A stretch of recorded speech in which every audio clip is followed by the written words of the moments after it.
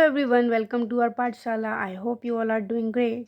So as you all know, हम exercise 7.2 discuss कर रहे थे. ठीक है, हमने क्वेश्चन नंबर 1 से लेके हमने क्वेश्चन नंबर 8 तक डिस्कस कर लिया था.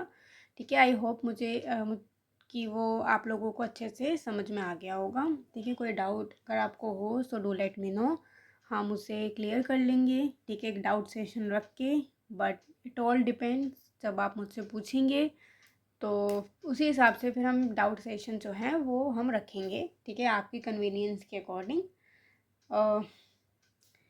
सो आज हम क्वेश्चन नंबर 9 और 10 डिस्कस करेंगे क्योंकि हमारे यही 2 क्वेश्चंस लेफ्ट हो गए थे. ठीक है, so let's start with question number 9. Okay, so question number 9 says if triangle ABC and triangle PQR are to be congruent, name one additional pair of corresponding parts. What criteria did you use? So हमारे पास triangle ABC और triangle PQR है, जैसा कि यहाँ आपको figure में दिख रहा होगा. ठीक है, we have triangle ABC and triangle PQR. इन्होंने कहा है कि हमें एक additional pair of corresponding part और चाहिए जिससे कि ये हमारे दोनों ट्राइंगल्स क्या हो जाए, कॉन्ग्रुएंट हो जाए. फिर हमें बताना है कि हम कौन सा क्राइटेरिया इसमें हम यूज़ करने वाले हैं.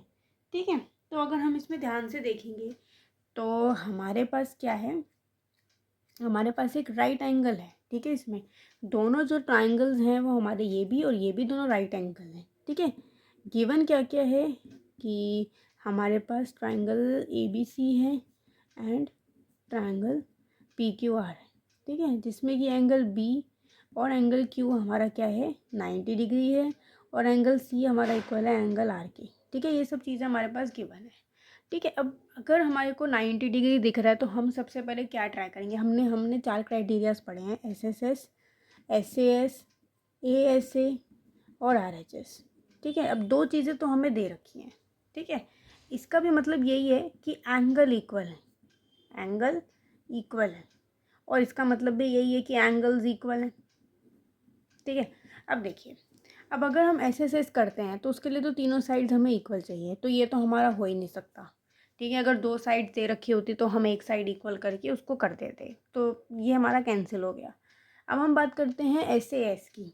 ठीक है, अब इसमें हमारे पास क्या 2 साइड्स हैं, चलो एक एंगल हमने मान लिया, इन दोनों में से हम कोई भी एक एंगल कंसीडर कर लेंगे. बट हमारे पास क्या 2 साइड्स हैं और हमें चाहिए क्या, सिर्फ एक और चीज़ चाहिए. 2 साइड्स हमारे पास नहीं है तो ये भी हमारा क्या हो जाएगा, कैंसिल, फेल. उसके बाद हम बात करते हैं RHS की, क्योंकि हमें राइट एंगल एक दिख रहा है, हमारे पास राइट एंगल है बट हमारे पास कोई साइड नहीं है, 2 साइड्स हमारे पास इक्वल नहीं है एंड हमारे पास हाइपोटेन्यूस भी इक्वल नहीं है दोनों ट्राइंगल्स की. ठीक है, सिर्फ राइट एंगल दे रखा है और सिर्फ राइट एंगल दिया हुआ है, उससे हम RHS को प्रूफ नहीं कर सकते, तो हमारा RHS भी कैंसिल हो गया. बचा हमारे पास ASA. 2 एंगल्स हमारे पास दे रखे हैं. ठीक है, ये वाला दे रखा है, ये वाला दे रखा है. अगर 2 एंगल्स हमने लिए हैं, हमें बीच में S दे रखा है, इसका मतलब इन दोनों एंगल्स के बीच में हमारी साइड इंक्लूड होनी चाहिए. तो हमारे को कौन सी चीज़ इक्वल चाहिए, in triangle ABC and triangle PQR. ठीक है, angle B is equal to angle Q which is equal to 90 degree. ये हो गया हमारा एंगल. ठीक है, और angle C is equal to angle R, ये भी हमारा गिवन है. ठीक है, ये भी हमारे क्या हो गया, एंगल हो गया. ठीक है, अब इन दोनों के बीच में हमें क्या चाहिए, साइड. मैंने बताया था कि जब भी 2 एंगल्स होते हैं हमारे पास, 2 एंगल्स के जो कॉर्नर जो पॉइंट हैं वही हमारे साइड के पॉइंट्स होते हैं. तो मैं लिख सकती हूँ BC is equal to RQ. यही हमें एडिशनल चीज़ चाहिए, विच मीन्स कि हमें ये साइड चाहिए जिससे कि हम इन दोनों ट्राइंगल्स को कॉन्ग्रुएंट प्रूव कर सकें. So which means triangle ABC is congruent to triangle PQR by ASA criteria. ठीक है, तो हम ASA क्राइटेरिया यूज़ करके इसको कॉन्ग्रुएंट प्रूव कर सकते हैं. और हमें जो एडिशनल चीज़ चाहिए, एडिशनल कॉन्ग्रुएंट पार्ट हमें चाहिए, वो है BC is equal to RQ. ठीक है, जो कि हमारी साइड है. जब BC हमारा RQ के इक्वल हो जाएगा तो ये ASA से हमारे क्या हो जाएंगे, कॉन्ग्रुएंट प्रूफ हो जाएंगे. ठीक है, okay, next we have question number 10. और ये क्वेश्चन एक्सट्रीमली इम्पॉर्टेंट है. ठीक है, ये हमारी एक्सरसाइज का लास्ट क्वेश्चन है, बट ये जो क्वेश्चन है आई मस्ट से कि ये बहुत ही ज़्यादा मतलब इम्पॉर्टेंट क्वेश्चन है. ये आपके पेपर में 3 मार्क्स तक का भी आ सकता है. ठीक है। सो इट्स इम्पॉर्टेंट, इसको समझते हैं कि क्या है। तो इसमें बोला गया है कि एक्सप्लेन कीजिए वाई जो ट्राइंगल हमारा ए बी सी है वो कॉन्ग्रुएंट होगा ट्राइंगल एफ ई डी के। ठीक है, वाई, क्या रीज़न है इसके बिहाइंड। ठीक है, कैसे हम इसको कॉन्ग्रुएंट प्रूव कर सकते हैं। सो गिवन लिखते हैं, गिवन से स्टार्ट करते हैं।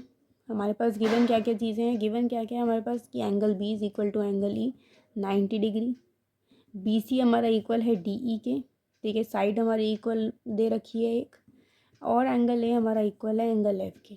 ठीक है, ये तीनों चीज़ें हमें एक बार गिवन है। ठीक है, okay. So in triangle A B C and triangle F E D, ये हम ट्रायंगल्स लेंगे। अब देखिए हमारे पास अगेन क्राइटेरिया है S S S, S A S A और आर एच एस। आपको ये बार बार लिखने की ज़रूरत नहीं होगी, ये बस मैं आपको समझाने के लिए ऐसे लिख रही हूँ। ठीक है, सिर्फ जब आप प्रैक्टिस एक कर लेंगे तो आपको फिर ऑटोमेटिकली समझ में आ जाएगा कि हाँ इसमें कौन सा क्राइटेरिया यूज़ होगा। ठीक है, ये आपको मैं बेटर अंडरस्टैंड करवाने के लिए चारों को एक बार कंपेयर करके बता रही हूँ कि कैसे आप ये कंपैरिजन अपने दिमाग में करेंगे। ठीक है, सो अगर मैं एस एस एस की बात करूँ तो इसमें देखिए कहीं भी एस एस एस तो नहीं हो सकता, क्योंकि एक ही हमारे पास जो साइड है वो हमें गिवन है। ठीक है, ये अगेन हमारा फेल होता है। फिर हमें 90 डिग्री दे रखा है। ठीक है, तो एक बार 90 डिग्री से चेक कर लेते हैं। आर एच एस अगेन हमारे पास साइड हमें गिवन है और हमें एंगल भी गिवन है। ठीक है, दो चीज़ें हैं, बट क्या इसमें हमारी हाइपोटेन्यूस इक्वल है? इन दोनों की हाइपोटेन्यूस कहीं से भी इक्वल गिवन है? नहीं है, इसलिए हम आर एच एस भी नहीं कर सकते। ठीक है, उसके अलावा हमारे पास एक ही साइड गिवन है और दो एंगल्स गिवन है, तो दो साइड वाला भी हमारा नहीं हो सकता। बचा ए एस ए। ठीक है, बचा हमारे पास ए एस ए। अब ए एस ए में क्या दिक्कत है, इसमें हमारे पास दो एंगल्स और एक साइड तो है, बट कंडीशन क्या थी कि जो दो एंगल्स हैं उनके बीच में हमारी साइड होनी चाहिए। बट यहाँ पे हमारे ये एंगल एंगल और साइड आ रहे हैं। ठीक है, ये ए एस बन रहा है, एस ए नहीं बन पा रहा। ठीक है, इन दोनों एंगल्स के बीच में हमारी साइड इंक्लूड नहीं हो रही। अगर ई एफ हमारी गिवन होती इक्वल टू ए बी तो हम कह सकते थे कि हाँ हमारा ए एस ए से हो जाएगा, लेकिन क्योंकि हमारी साइड उधर है, इंक्लूड नहीं हो रही दोनों एंगल्स के बीच में, तो हम नहीं कह सकते कि हमारा ए एस ए क्राइटेरिया से कॉन्ग्रेंट हो रहा है। सो व्हाट टू डू, अब हम करें क्या। ठीक है, एक चीज़ तो हमको चाहिए, तो जैसे कि हमारा B C is equal to D E हमारा ये गिवन है। ठीक है, ये हमारा गिवन है, साइड हमारे पास है। ठीक है, दिस इज साइड, लेकिन हमें दो एंगल्स चाहिए ही चाहिए। तो हम क्या करेंगे, तो हम एक चीज़ करेंगे कि इन ट्रायंगल ए बी सी, हमने लिया triangle A B C, angle A plus angle B plus angle C is equal to 180 degree. ठीक है, हमने ये प्रॉपर्टी डिस्कस की थी, this is angle sum property, कि हमारे जो ट्रायंगल हैं, ठीक है, ट्रायंगल के तीनों एंगल्स का सम किसके इक्वल होता है, 180 डिग्री के इक्वल होता है। हमने प्रॉपर्टीज ऑफ ट्रायंगल वाले चैप्टर में बहुत अच्छे से डिटेल में पढ़ा था। ठीक है, ये हमारा ये हो गया। उसके बाद in triangle D E F, उसमें भी यही है, angle D plus angle E plus angle F is equal to 180 degree, angle sum property. ठीक है, अब अगर हम वन स्टेटमेंट और टू स्टेटमेंट को देखें, ठीक है, angle A plus angle B plus angle C भी 180 डिग्री के इक्वल है, और angle D plus angle E plus angle F भी 180 डिग्री के इक्वल है। दोनों चीज़ें इक्वल हैं 180 डिग्री के। ठीक है, अगर ये हमारा इक्वल है तो ये भी तो इक्वल होगा। तो angle A plus angle B plus angle C is equal to angle D plus angle E plus angle F. ठीक है, अब अगर हम देखें हमारा angle B is equal to angle E है और एंगल ए हमारा इक्वल एंगल एफ के। ठीक है, तो किसी में भी रख लेते हैं। तो मैंने रखा angle A plus angle E plus angle C, angle A हमारा एंगल एफ के इक्वल है। ठीक है, और angle D plus angle E plus angle F. ठीक है, अब ये इधर यहाँ पे प्लस है, उधर जाके क्या हो जाएगा माइनस, तो ये होगा कैंसिल। यहाँ पे एंगल एफ प्लस में है, उधर जाके क्या हो जाएगा माइनस, ये भी हमारे कैंसिल। तो यहाँ से हमें क्या मिला कि एंगल सी हमारा इक्वल है एंगल डी के। ठीक है, ये हमने यहाँ पे निकाल लिया। तो अब हमारे पास जो एंगल सी है वो एंगल डी के इक्वल आ गया। ठीक है, angle C is equal to angle D, ये हमने क्या किया, प्रूव कर दिया। ये मिल गया हमको एंगल। ठीक है, और एक चीज़ हमारे पास क्या आ गई, angle E is equal to angle B is equal to angle E, ठीक है, ये हमारा क्या है 90 डिग्री ईच। अब अगर हम ध्यान से देखेंगे तो अब हमारे पास बी सी और डी ई और हमारे को साइड मिल गया। अब हम ये कह सकते हैं कि हमारा जो ट्राइंगल ए बी सी है वो कॉन्ग्रुएंट है ट्राइंगल एफ ई डी के by A S A criteria, ठीक है, क्योंकि अब इन दोनों एंगल्स के बीच में हमारी साइड इंक्लूड हो गई है, ठीक है। So this was important question, ठीक है, इसमें हमने एक नई चीज़ लगाई है। जैसे बाकी सब क्वेश्चन में तो हम सिंपल देख रहे थे क्राइटेरिया जो हमने यूज़ करना है, इसमें हमने थोड़ी सी एक अलग चीज़ यूज़ की है जो कि एंगल सम प्रॉपर्टी है हमारी, ठीक है। सो ये हमारा क्वेश्चन थोड़ा सा इंपॉर्टेंट केस में आ जाता है, ठीक है।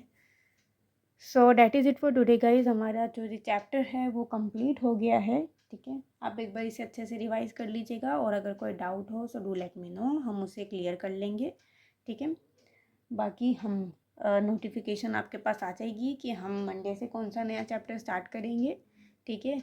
वैसे तो वो नेक्स्ट चैप्टर कंपेयरिंग क्वांटिटीज़ ही है, ठीक है, बाकी I will let you know, ठीक है, जो भी चैप्टर आपका होगा। सो जब तक के लिए आप इसको अच्छे से रिवाइज कीजिए, प्रैक्टिस कीजिए, ठीक है। वर्कशीट आपके पास जल्दी आ जाएगी। Thank you so much for watching, have a nice day.